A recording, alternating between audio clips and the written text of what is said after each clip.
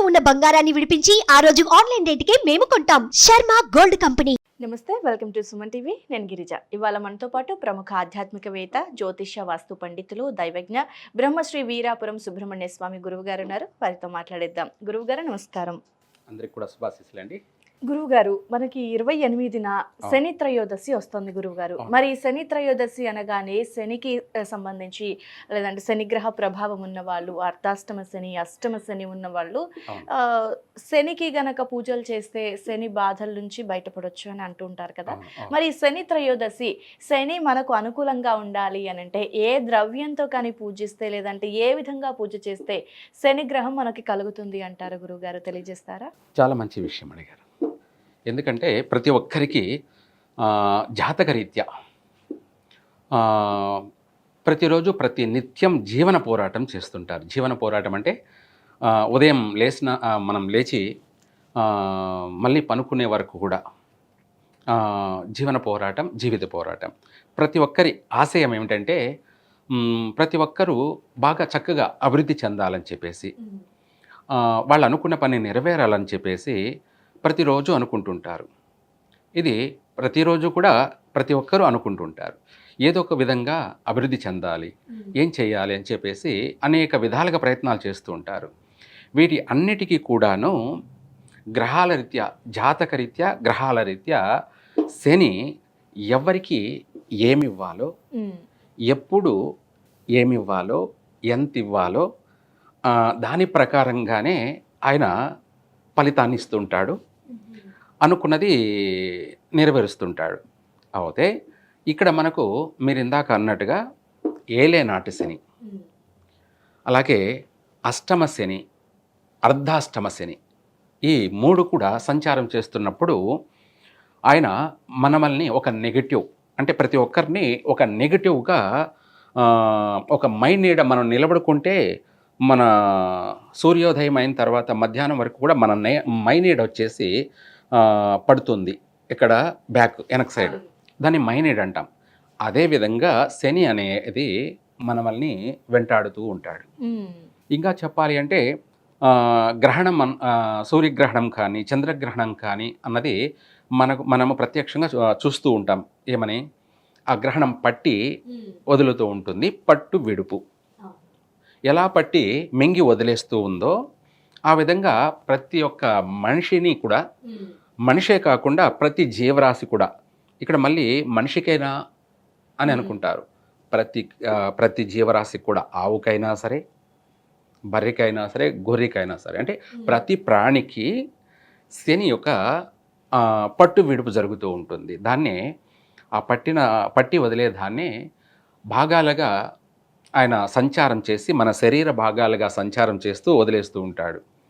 ఇంకా చెప్పాలంటే ఒక పాము, ఆ సర్పము దాని ఒక వస్త్రాన్ని, అంటే తన కుశాన్ని తనే వదిలేస్తుంది. అట్లాగా శని కూడాను విడుపు అన్నదాన్ని, ఆ మనిషిని, ఆ పాము ఎలా దాన్ని స్కిన్ వదిలేస్తుందో ఆ యొక్క విడుపు అనేది కూడా మనిషిని అలా వదిలేస్తుంటాడు. అయితే ఇదంతా కూడా నెగిటివ్ అన్నది మాత్రం తెలుస్తూ ఉంటుంది, మనిషికి అర్థమవుతుంటుంది, తెలుస్తూ ఉంటుంది. కానీ దాన్ని కనుక్కోగల బ్రెయిన్, అంటే మైండ్ అనేది, అది కూడా ఒక అప్సెట్లో ఉంటుంది. సైకాలజికల్గా జ్ఞాపక రాకపోవడం, తెలివి అనేది లేకపోవడం, మర్చిపోతూ ఉండడం, ఇలాంటివి అనేకమైనటువంటి కారణాలు. ఇదంతా కూడా నెగిటివ్. దాన్ని ఏలేనాటి శని సంచారం అంటారు. అన్ని విధాలుగా కూడా గ్రహణం పట్టినట్టుగానే ఆకాశంలో మేఘం, సూర్యునికి మేఘం అడ్డ వస్తే నీడ ఎలా వస్తుందో ఆ విధంగా మనిషికి ఒక నీడలాగా వెంటాడుతూ ఉంటాడు. అయితే ఈయన ఎందుకు వెంటాడుతూ ఉంటాడు అంటే కర్మ ఫలితాలు చేసుకున్న వారికి చేసుకున్నంత మహాదేవ. ఎవరు ఏం చేశారో దానికి బట్టి ఫలితాన్ని ఇస్తాడు.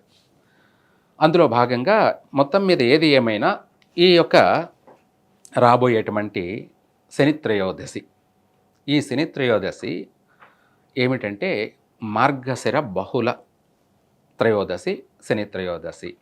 ఈ త్రయోదశి రోజున మనకు రవి ధనుసు రాశిలో ఉండగా శని కుంభరాశిలో ఉన్నాడు కాబట్టి కరెక్ట్గా మనం ఫలితాన్ని మనం ఏదైనా సరే ఒక రెమెడీ పరిహారం చేశామంటే ఖచ్చితంగా ఆ ఫలితం అనేది మనకు దక్కుతుంది.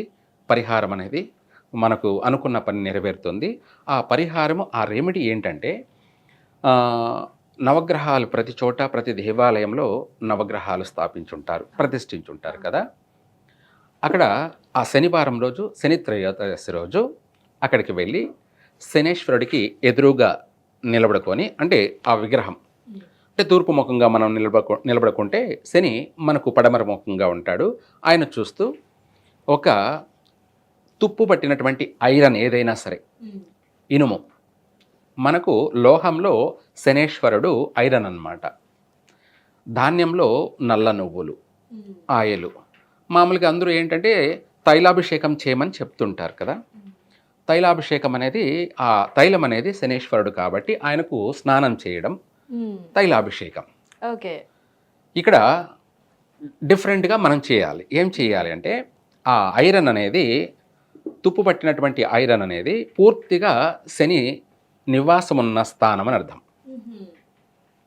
ఆ తుప్పు పట్టినటువంటి ఐరన్ను తీసుకొని మనము 3 సార్లు మన తల నుంచి కిందికి శరీరాన్ని తగిలిస్తూ కిందికి తీసేయాలి.